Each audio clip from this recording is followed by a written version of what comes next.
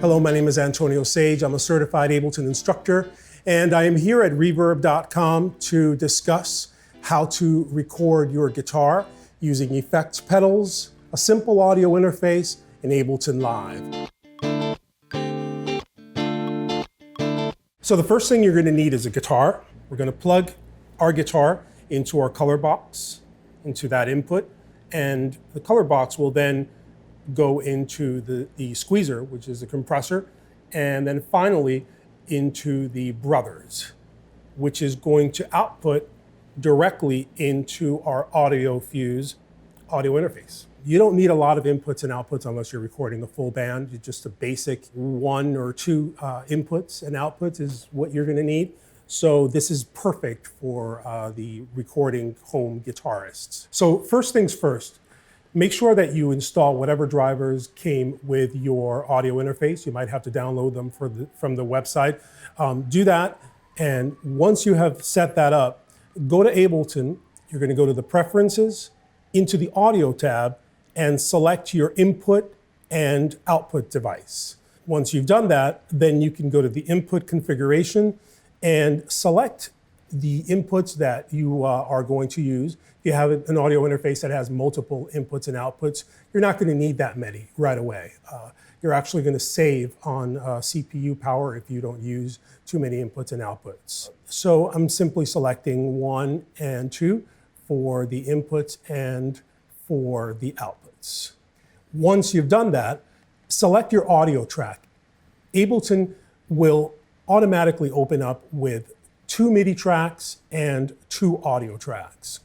And all you need to do is select the first audio track, the one that says 3 audio right in front of us here, and make sure that the proper input is selected from the audio from menu right over here. In our case, it's external input 1, and you can select the auto input monitoring, and that will allow you to not only listen to the input, but also the output. If you prefer to monitor externally, then you can turn that off. We're going to monitor internally right now just to get the full effect. So you've got an idea in your head. You're ready to go. You want to get something going. You've got your audio track. 2 things you need to do. You need to make sure that your metronome is activated, and that's the metronome right over here.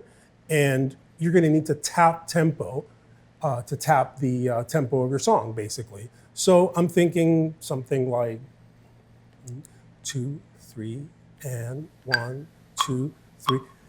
And Ableton will start playing immediately. That's what Ableton will do. So I'm going to stop it just so I can get my sound going.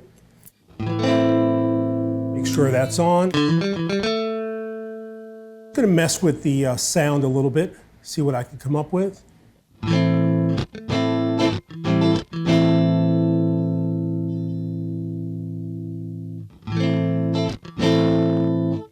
When you have the sound that you're looking for, then you're ready to record. Here's how we're going to do that. So you go to your audio track you have selected. This is called Session View in Ableton. And in Session View, you have what appears to be a mixing console. All of these tracks here look very much like a mixing console. You have volumes, you have pans, mutes, solos, and record enable buttons. And you'll notice on top here you have these rectangles. These rectangles are where we're going to create our clips. Now the clips are the foundation to an Ableton session, basically. In here you can create multiple ideas, you can launch them, you can import tracks. We're going to start by recording our first clip. So let's go. We're going to press this button.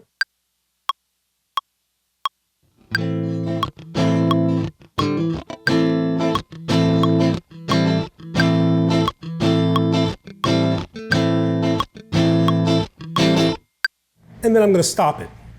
I'm going to play that back now.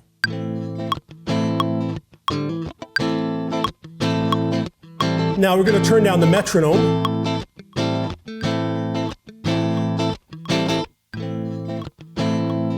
You can hear that Ableton automatically loops whatever you played after you stopped it. That's just what Ableton does. I'm going to create another clip right below that.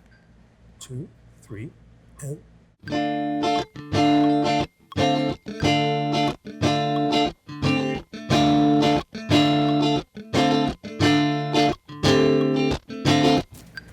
That's our second idea.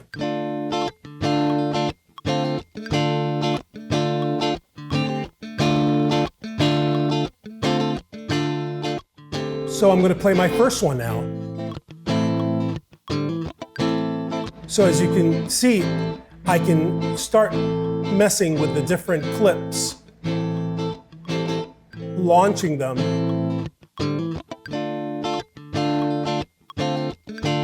and they will become different parts of a song. So I'm going to create another idea.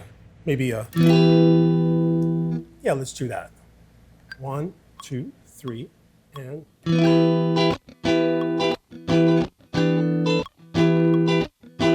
And here you go. You've made your first mistake. What to do? You can undo that, Command Z or Control Z, depending on whether you're on a Mac or a PC, and you can try that again.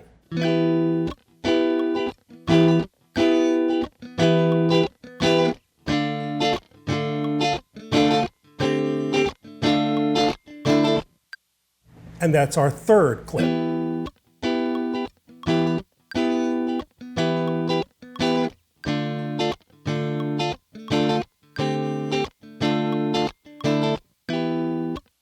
So you don't actually need to have an amplifier to record into Ableton.